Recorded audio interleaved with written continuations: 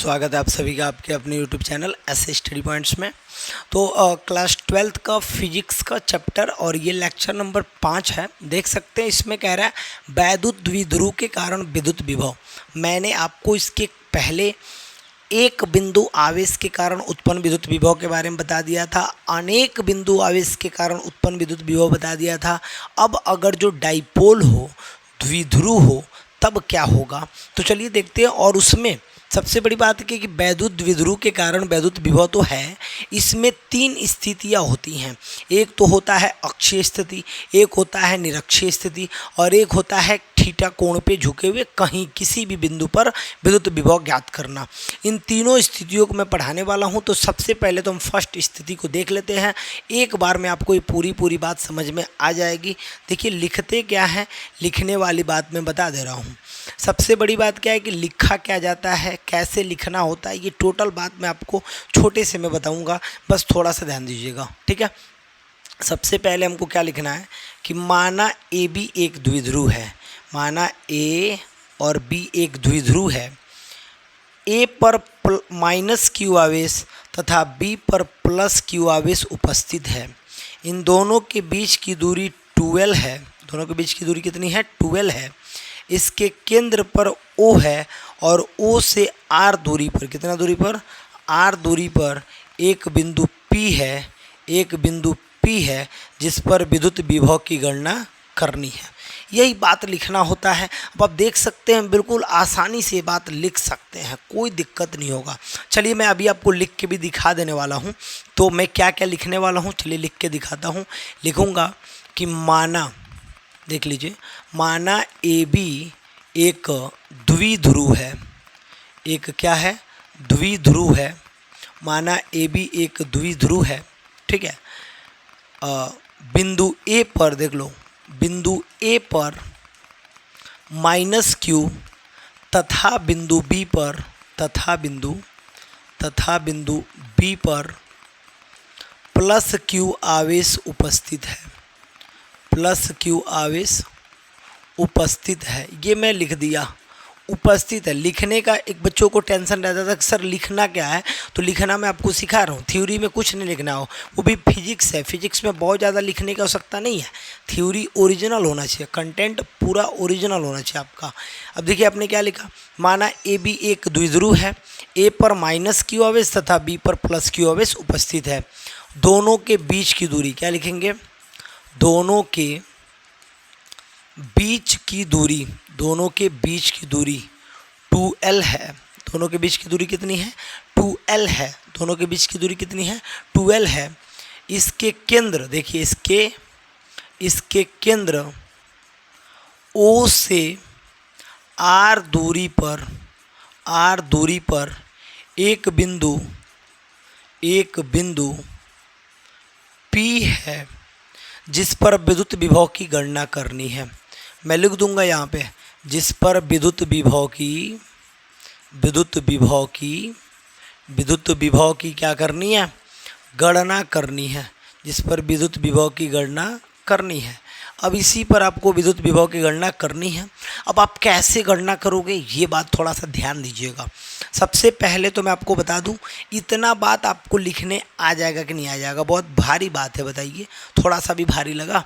एकदम ध्यान से देखिएगा। माना ए बी एक द्विध्रुव है, जिस बिंदु ए पर माइनस क्यू तथा बिंदु बी पर प्लस क्यू आवेश उपस्थित है। इनके बीच की दूरी 12 है और इनके केंद्र O से R दूरी पर एक बिंदु P है जिस पर विद्युत विभव की गणना करनी है। इतनी बात हम लिख दिए। इतना बात जैसे लिखे ये अक्षीय स्थिति में है। अब देखिए एक बात बताइए, जब हई 12 है तो ये आधा आधा कितना होगा? हई L होगा। हइयो कितना होगा भाई? L होगा। ये तो कन्फर्म है कि ये L होगा, ठीक है।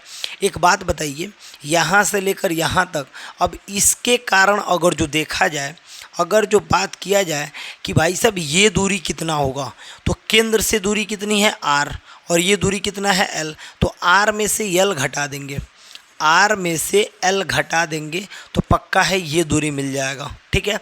अगर जो इसके कारण यहाँ पे देखा जाए तो ये पूरा है एल आर और ये पूरा है एल, यानी कि यहाँ से लेकर यहाँ तक की पूरी दूरी कितनी हो जाएगी, तो आर प्लस एल हो जाएगी। ये दोनों दूरियों को आपको ध्यान में रखना है और क्या गजब का आसान इसके बाद बात बताने वाला हूँ, ख़त्म हो जाएगा।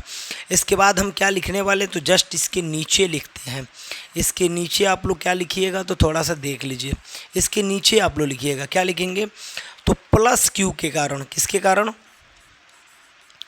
प्लस क्यू आवेश के कारण, प्लस क्यू आवेश के कारण, प्लस क्यू आवेश के कारण बिंदु P पर, किस पर, बिंदु P पर उत्पन्न विद्युत विभव, विद्युत विभव।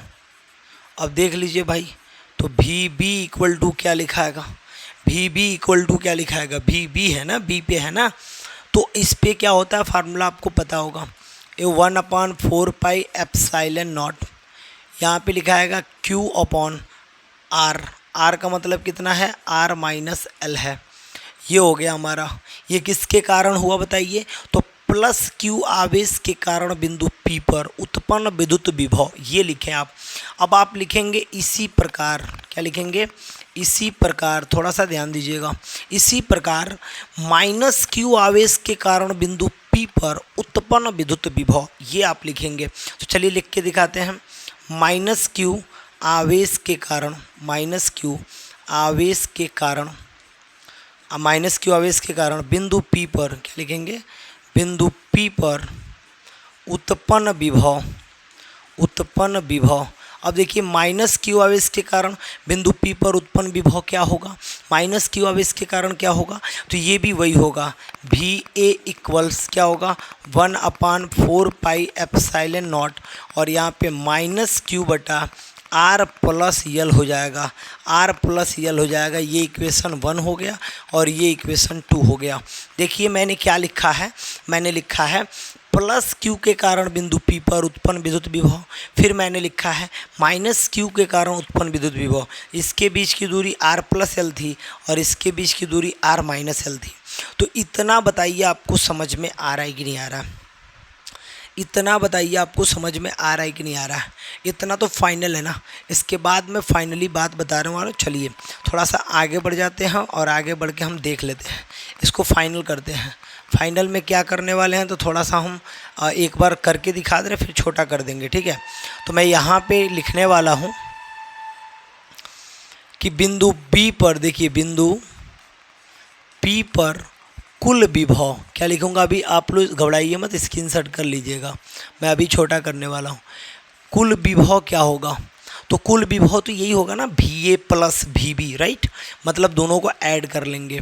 तो यहाँ पे VB प्लस VA लिख दीजिए, बात एक ही है क्योंकि माइनस वाला A वाला है, इसलिए हम ऐसे लिख देंगे।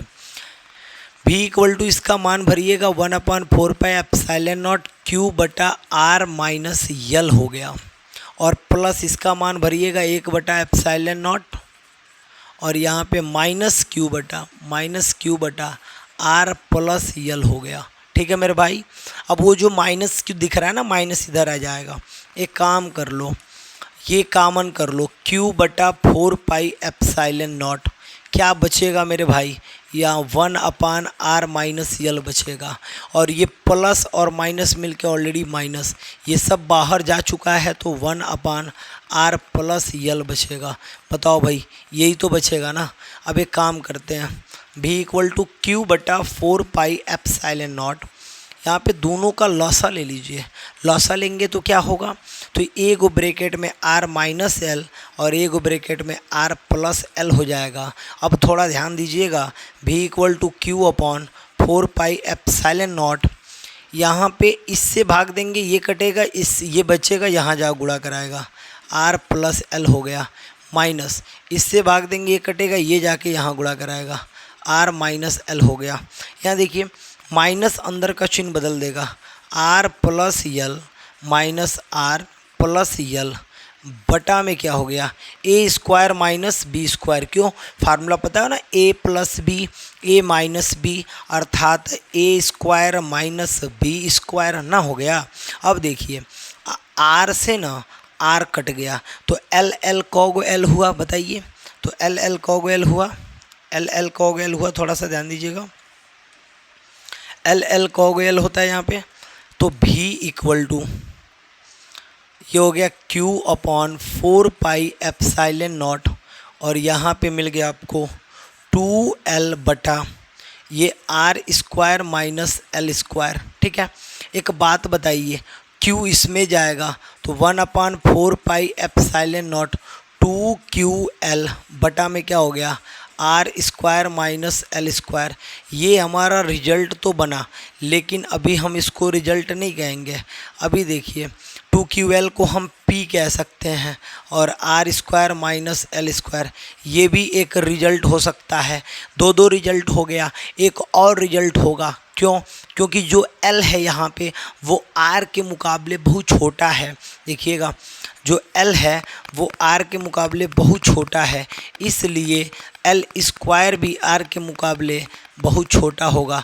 अतः इसको नगण्य मान लेंगे। क्या मान लेंगे? नगण्य मान लेंगे। और जैसे नगण्य मानते हैं मेरे भाई, लास्टली रिजल्ट क्या मिलेगा? 1/4 पाई एप्साइलन नॉट, और यहाँ मिलेगा P बटा, ये तो ख़त्म हो गया, R स्क्वायर। तो ये हमारा लास्टली रिजल्ट हो गया। वैसे मैंने तीनों डब्बा में जो किया है ना, वो तीनों रिजल्ट ही है आपका। तो बिल्कुल आप देख सकते हैं।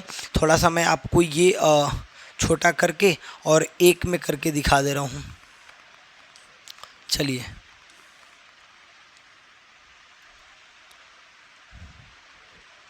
तो ये सारा आपको एक में मिल जाएगा। अब आप इसका स्क्रीनशॉट कर सकते हो।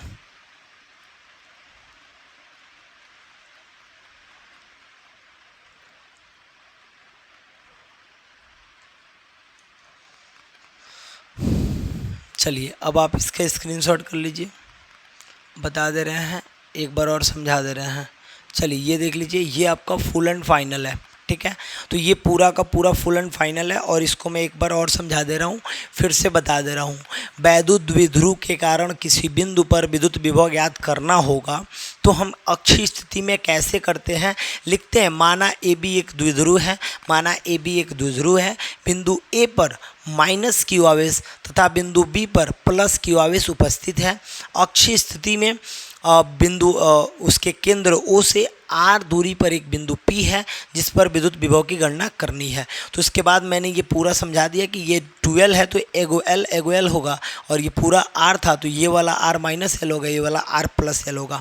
अब मैंने उसके बाद बताया कि प्लस Q के कारण बिंदु P पे क्या उत्पन्न विद्युत विभव होगा, और जिस प्रकार प्लस Q के कारण हुआ उसी प्रकार माइनस Q के कारण भी होगा।